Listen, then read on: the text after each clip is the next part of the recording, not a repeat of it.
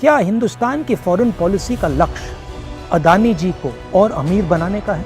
पिछले 9 सालों से मोदी जी ने भारत को भ्रम में रखा है और अदानी जी को अपने साथ विश्व भ्रमण में।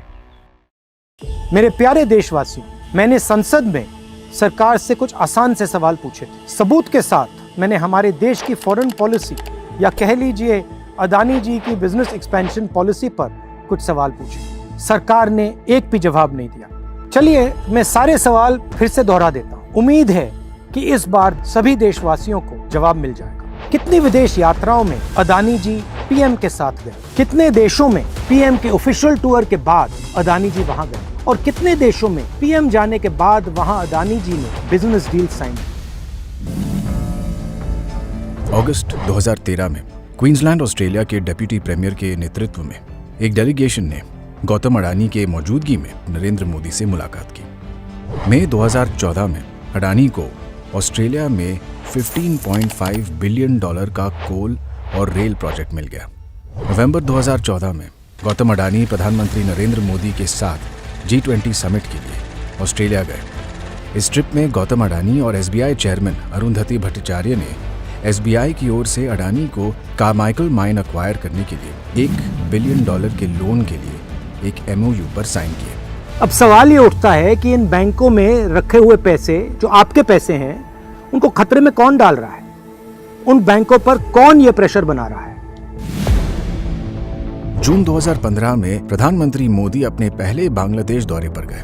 विजिट का जबरदस्त फायदा अदानी ग्रुप को मिला। 2015 में अदानी पावर लिमिटेड ने 1600 मेगावाट थर्मल प्लांट डेवलप कराने के लिए बांग्लादेश के साथ एक MOU साइन किया। ये घोषणा की गई कि अदानी पावर बांग्लादेश को बिजली पहुंचाने के लिए थर्मल पावर प्लांट का निर्माण करेगी। एक्सपर्ट्स ने साफ साफ कहा कि लोकल रेट से 5 गुना महंगे रेट पर बिजली बेचकर अडानी बांग्लादेश को लूट रहे हैं।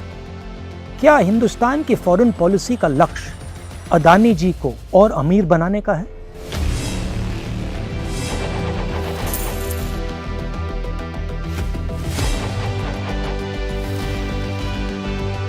On November 24th, the President summoned me after a meeting and said India's Prime Minister Modi is pressurizing him to hand over the project to the Adani Group.